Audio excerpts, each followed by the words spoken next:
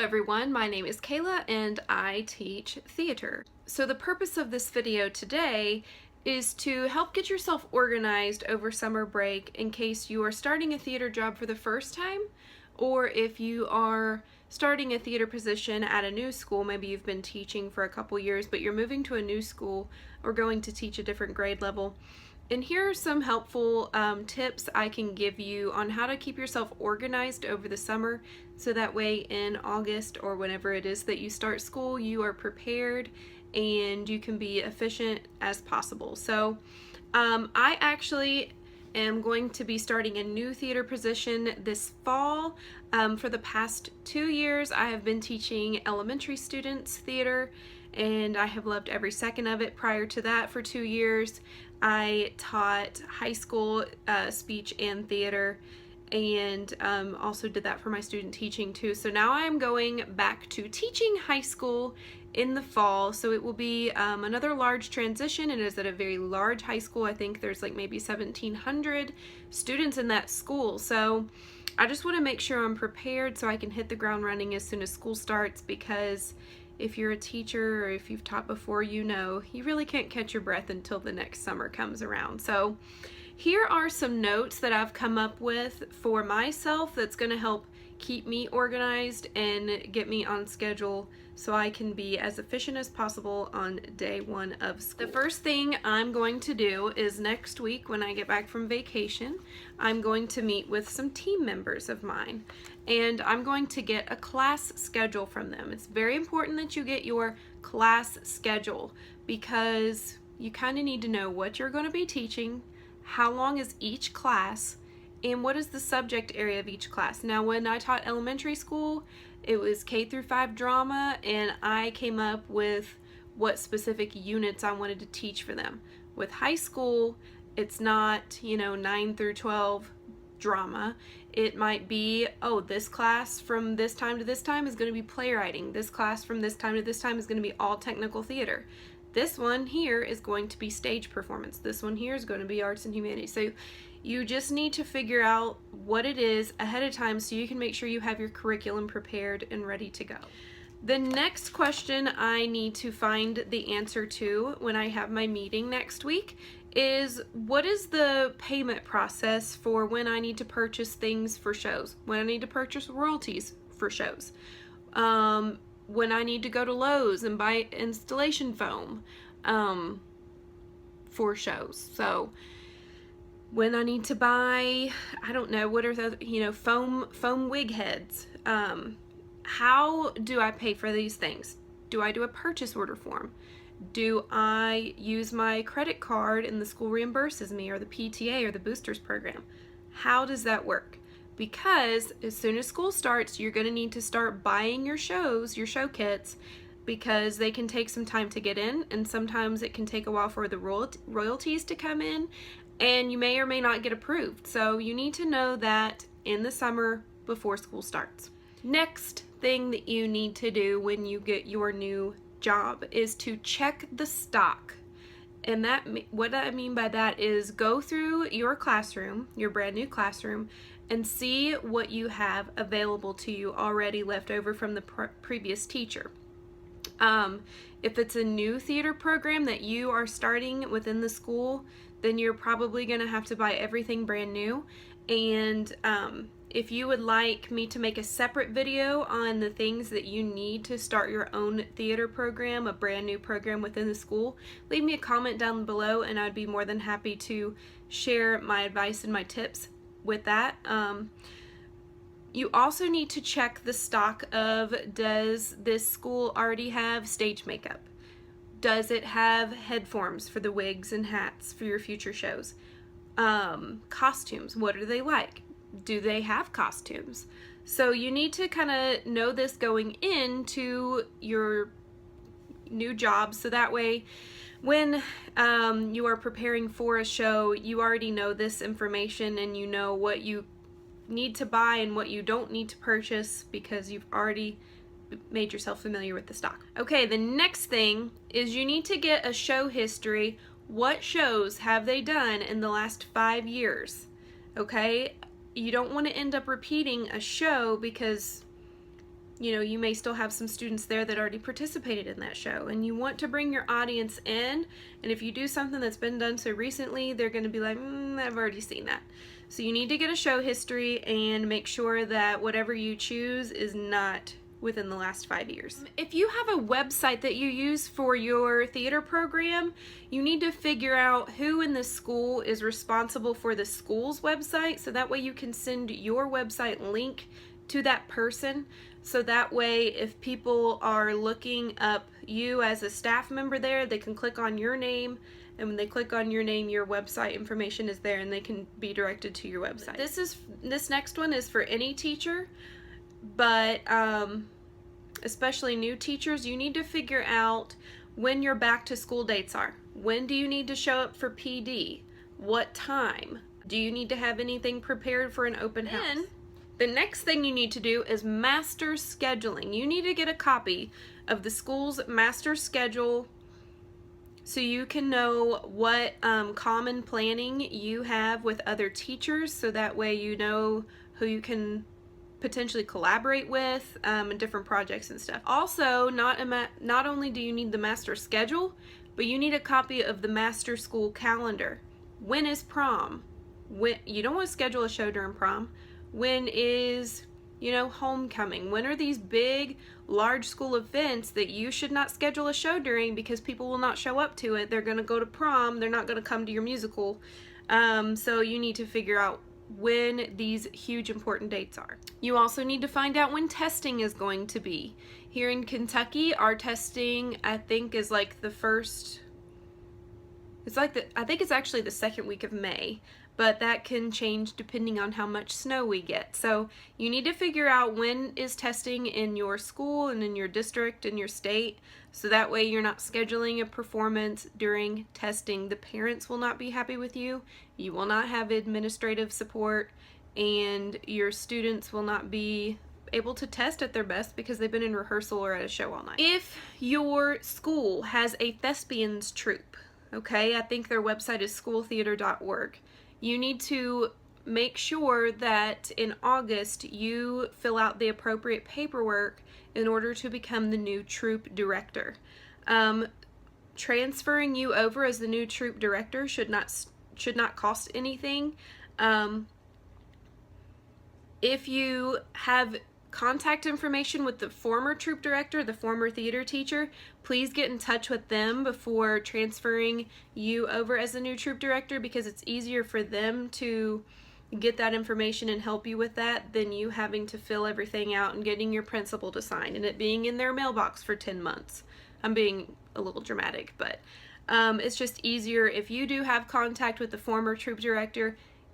Let them help you get that taken care of.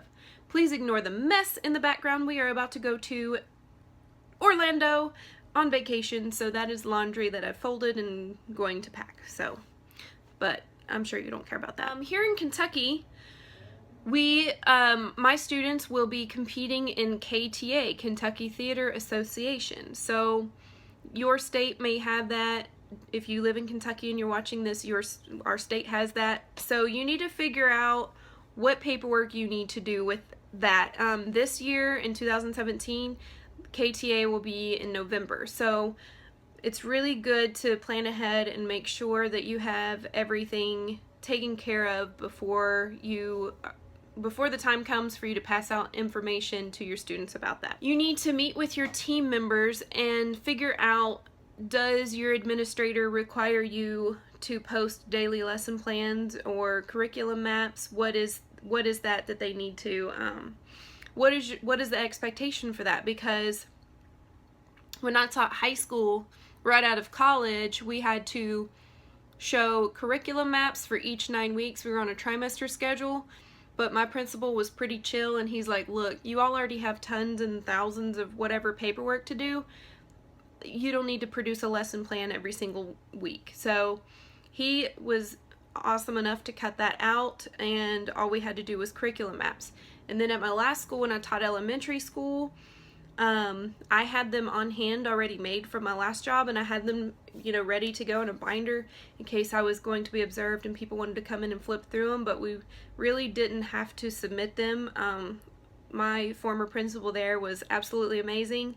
He cut out all of the paperwork and all of the extra crap that just doesn't matter. At the end of the day, we're here to teach kids. Some of this paperwork stuff is just crap and it's a waste of time and it doesn't matter. He was awesome and eliminated all that. So you need to see if your new school is going to make you do lesson plans and show them and put them on your website, and nobody ever looks at them, but you need to check and see what that expectation is, because those take a long time to make, especially like for me. I've not used them really. It's all mostly up here. I use my materials all the time and I make new materials all the time, but like sitting there and like, oh, this aligns with this standard, like I already know that, but putting it on paper, it takes a long time. So you need to know this summer, before your job happens, do you need to produce these and post these weekly? You need to figure out if there is a duty schedule. Are you doing bus duty in the mornings? Are you doing bus duty in the afternoon? Do you have lunch duty? Do you have hallway duty? Figure that out. You can probably wait till the week before school to figure that out. Alright, I hope y'all don't mind. I'm going to fan myself because it's really, really hot and I have these big windows open in front of me. So I'm getting like heat rash. You need to figure out the protocol and the rules about cell phones, especially if you are teaching high school or middle school. Those cell phones, you already know. Even if you've never taught before, you know. Figure out the protocol. You know, if they have them out and you've told them not to have them out, can you take them away? Do you give them back at the end of the day? Do you send them to the office? What's the school's protocol? What is the technology available to you? Technology availability. So what is the technology that you have in your room? Okay, do you have a computer? Do you have a television, DVD player, smartboard, projector screen, iPad set? You know, what do you have in your room? And then what's available in the school for you to, you know, check out from the library or take your class to the computer lab? What is available to you, because that will help you when you're planning your lessons. And if you have taught theater before, you know what supplies you use from year to year. And so if you're going to a new school like me, you want to take your supply list with you and compare it to your stock. Here's what I have on my supply list. If you are interested in knowing what works for me, then keep watching. If not, you can kind of skip ahead before I get to the next tip. So I use sandwich bags, quart size. I use those for students when they bring in their own makeup from home, when they bring in their own eyeliner, their own blush, their own mascara, their own eyebrow pencil. I have a little sandwich bag that I can Sharpie their name on and put it in a box for them so they don't have to worry about losing it, or if they don't have a bag at home. That way that also the kids are not sharing their own makeup. Rubbing alcohol. My goodness, you need rubbing alcohol if you want to keep things clean. Rubbing alcohol is good for if you're teaching a stage makeup class. You could spray that little clown white makeup, spray on the inside of it with alcohol, let it air out, and then put the lid back on. It kills all the germs. If you're doing a hat exercise or something with wigs, the students can take the spray bottle themselves and spray the alcohol on the inside of the hat and put it back in the box so it's clean and ready for the next student to use. Clorox wipes, they don't have to be name brand, but I like those the best. You know, you can use them to clean up paint, makeup out of clothes. They're just great for anything. Hand sanitizer, every classroom needs that. Tissues and paper towels, that's standard for every classroom. I use a lot of paper towels because I let my students do a lot of the painting for the sets, pieces, and props, and paper towels are just nice to have for cleanup. AA batteries, if you're going to be using wireless mics for your production, AA batteries, most of them take those. You're going to need tons of those. Clear medical tape for adhering the mics to the cheek. I prefer the Curad brand. It's C-U-R-A-D. And that is the stickiest on the skin. Even the sweatiest dude, that stuff will stick on there. If you get that, just cheap version, it's not going to stick. Sheet protectors. I like to use sheet protectors because when I'm designing a makeup map for my students to use, or if they're designing a makeup map or a costume design, We stick those sheet protectors in there, and that way and then we hang them up. That way when they're doing their makeup for the show, they have that, and it keeps it nice and clean and it doesn't get dirty. I also use them in my show binders. iTunes gift cards. You know, you're gonna need to use those for sound effects. If you're looking for a certain sound for your sound design and you can't find it for free, an iTunes gift card is good to have so you can buy what you need. Hot glue gun and hot glue sticks, safety pins. I feel like I don't need to explain that one. Blank CDs, so, you know, I don't know if I can really, okay. Blank CDs, so your students can practice things. That's all I'm going to say there, because I don't know, like, what's legal and what's not. Paintbrushes, and I put on my list used. Paintbrushes are fine. This gets sent home with the students, so the parents can donate these items if they want. Paintbrushes that are used are fine because students really are rough on paintbrushes and they don't know how to really clean them out, so they're gonna get rough and ruined anyway. Used ones are fine. Makeup wipes and or baby wipes, especially if you are doing, like, for example, last year we did Willy Wonka, so, you know, we had Oompa Loompa makeup, and it just gets really messy, and it's good to have for when you're teaching makeup class too. Febreze or any fabric freshener spray, okay? Especially if you're working with kids who have gone through puberty, they stink. They smell. They're so sweet and we love them, but they stink.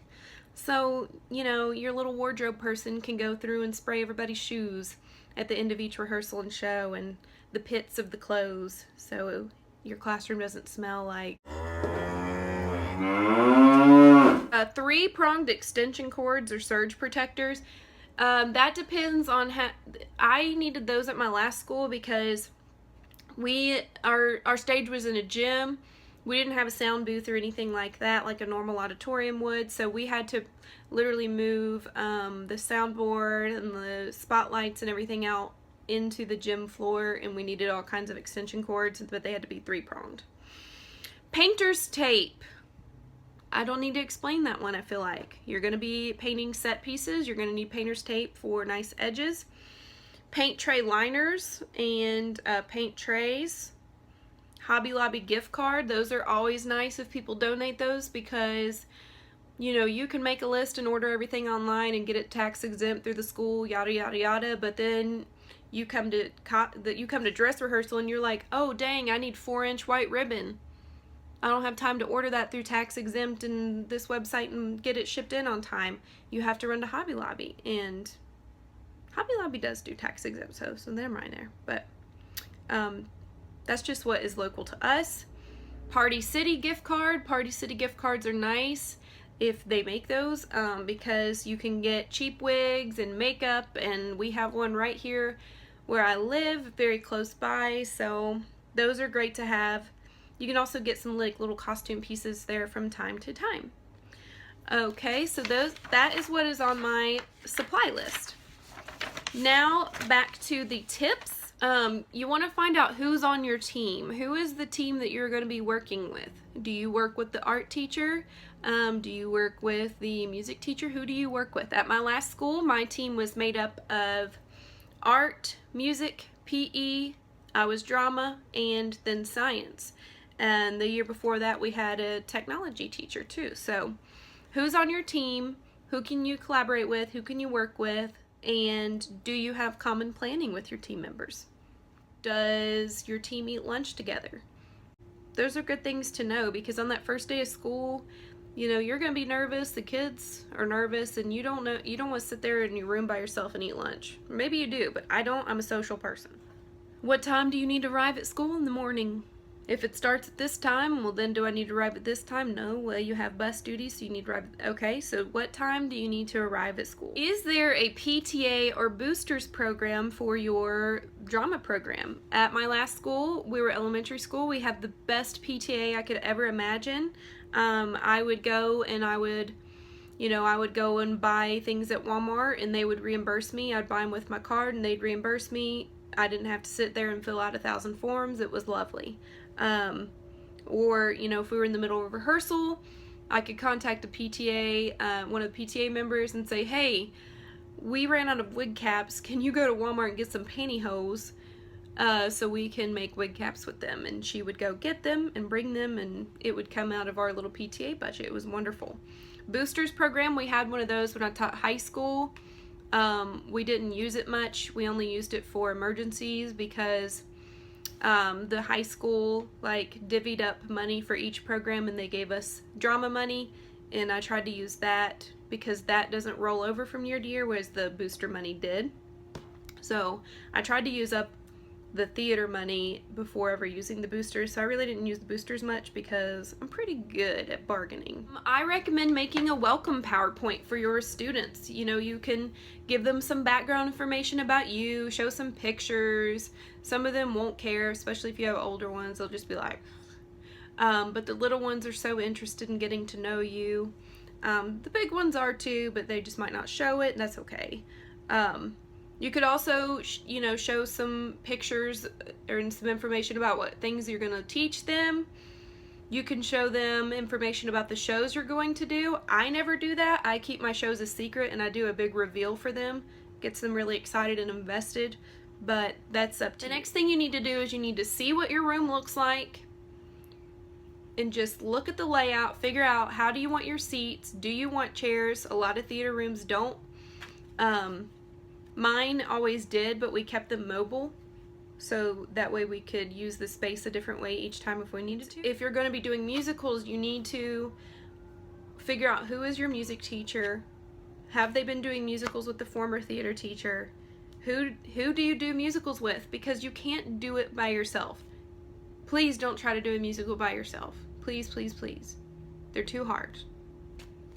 Even if you are the bomb diggity, there's only so much one brain can handle, and you need a partner in crime. At my last school, when I taught elementary, the music teacher and I, we both came in at the same time, and we became best friends. And we got to where we could just look at each other and give each other a look and just communicate, because you're so friggin' exhausted, and sometimes you just need to communicate without speaking, because that extra little energy of voice is just gonna send you over the edge. So you need to figure out who is going to be doing musicals with you, and you need to establish a really good relationship with them, because they will save you in times of stress, and they'll just help keep you. It's a 2-person job. It's actually a 1,000-person job, but let's be real. Yeah. So those are the tips that I personally use when starting a new job, moving positions, or just starting a theater job for the first time. Hopefully these were helpful to you. If you would like to see more theater teacher videos or anything theatrical, just leave me a comment down below, and I'd be more than happy to answer any questions that you have. Thanks so much for joining me on this theater video. Good luck and have a great school year. Bye.